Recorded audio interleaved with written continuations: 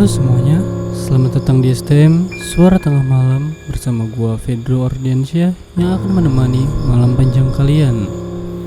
Sebelumnya, terima kasih karena kalian sudah mau mampir dan menonton video ini. Kali ini, gua akan membacakan cerita yang berjudul Kos Putih Berhantu di Sebuah Kota yang ditulis oleh Bebasi dan diupload di Twitter. Sebelum masuk ke inti cerita, gue mau ngingetin kalian untuk subscribe channel ini terlebih dahulu dan nyalakan loncengnya supaya kalian gak ketinggalan cerita-cerita selanjutnya. Oke, tanpa basa-basi lagi, langsung aja kita masuk ke dalam ceritanya. Check this out.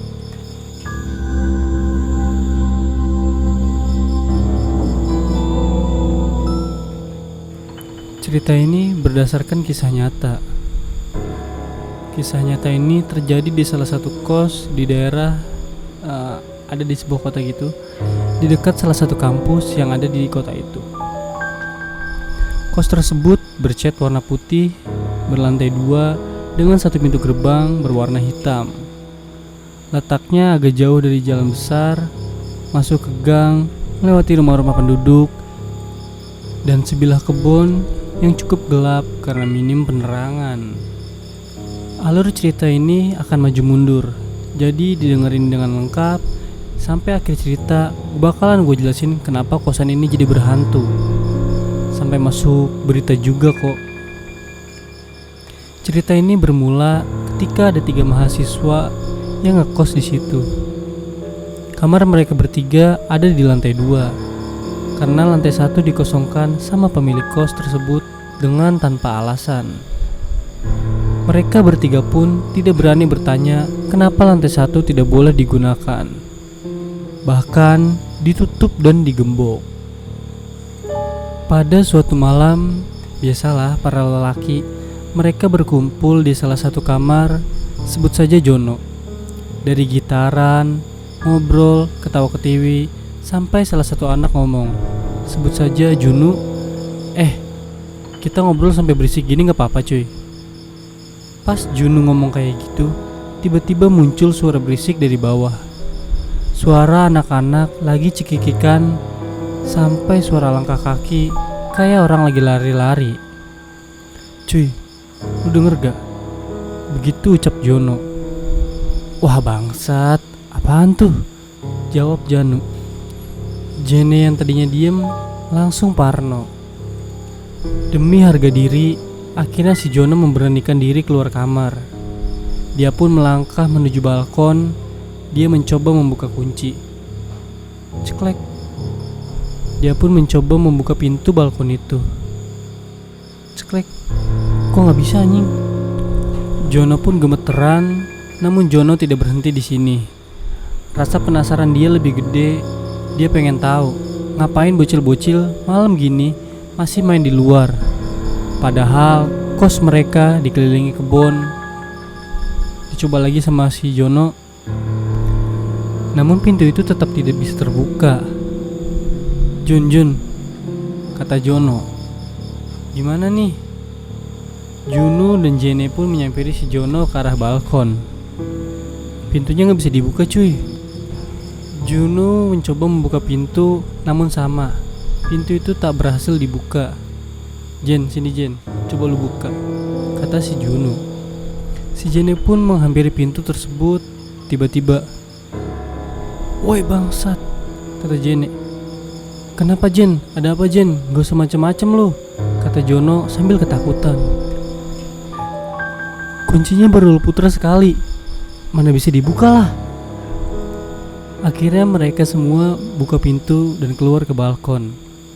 Melihat ke bawah, gang gitu yang dilihat. Gak ada anak-anak lagi main. Mau tengok ke kanan kiri, gak mungkin karena isinya kebun. Dan bener-bener gak ada orang. Akhirnya mereka bertiga masuk dan berkumpul di kamar Jono lagi. Di kamar mereka lanjut ngobrol untuk mencairkan suasana.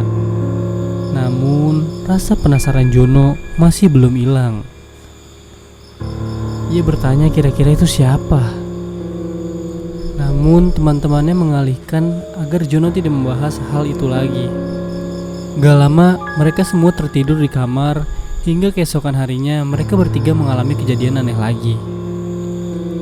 Keesokan harinya mereka berkegiatan seperti biasa. Jono, Jene, dan Junu yang berstatus mahasiswa di salah satu universitas negeri di kota tersebut pergi untuk kuliah. Dan setelah selesai berkegiatan, mereka ingin balik ke kos dan menghubungi Junu via BBM. Iya, BBM. Ini kisah udah lama banget. Akhirnya Jono dan Junu pun balik ke kosan disusul dengan Jene. Semua tampak normal. Jono yang begitu masuk kamar langsung rebahan. Junu langsung buka HP buat balas BBM pacarnya. Dan si Jene langsung siap-siap mau mandi. Tiba-tiba ada suara jangkrik berkumandang. Hari mulai malam dan langit pun sudah gelap. "Jon, tidur lu," kata Junu dari balik pintu kamar. Jen, belum sih, masuk aja." "Pes lah, skui," ajak Jono. Kemudian mereka bermain PES di kamar Jono. Buat yang gak tahu PES itu adalah sebuah game bola. Ketika lagi asik main PES, tiba-tiba ada suara dari kamar mandi. Suara orang lagi mandi diikuti suara kran yang menyala. Junu dan Jono mengira si Jene lagi mandi.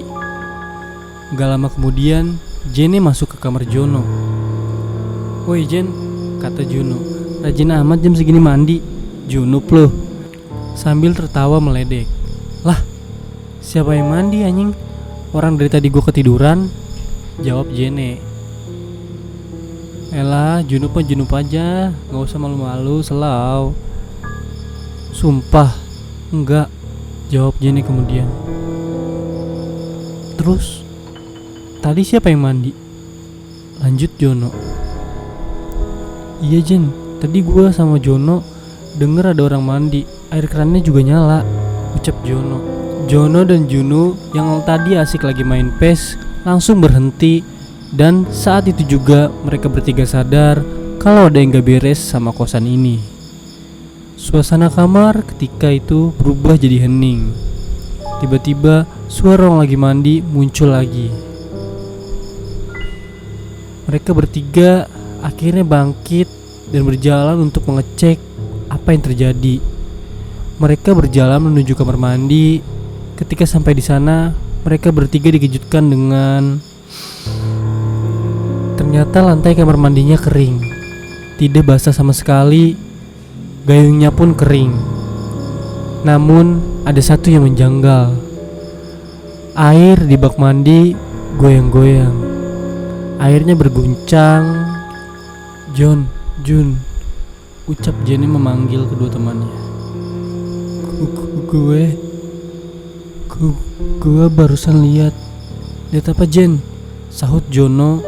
Junu juga nengok ke arah Jenny penasaran. Gue lihat cewek rambut panjang pakai baju putih penuh darah." Jono pun kesal mendengar hal itu. Ia mengira Jenny bercanda. Enggak Jon, gue serius. Pas tadi gue nengok ke lorong, gue lihat cewek beneran Jon," jawab Jenny sambil gemeteran.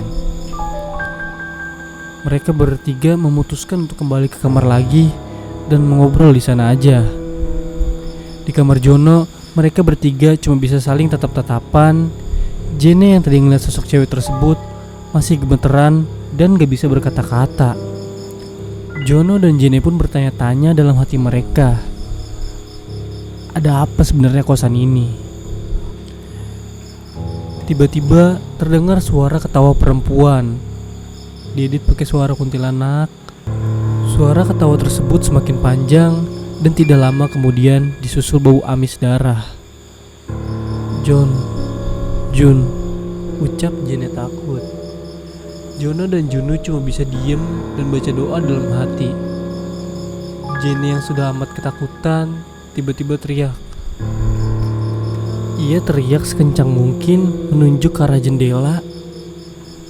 Jono dan Junu melihat, langsung refleks ke arah jendela juga. Sosok perempuan berambut panjang, berbaju putih dengan penuh darah, menatap mereka dari balik jendela kamar. Dengan refleks, Jono lari keluar kamar. Melihat Jono lari, Juno dan Jene akhirnya ikutan lari.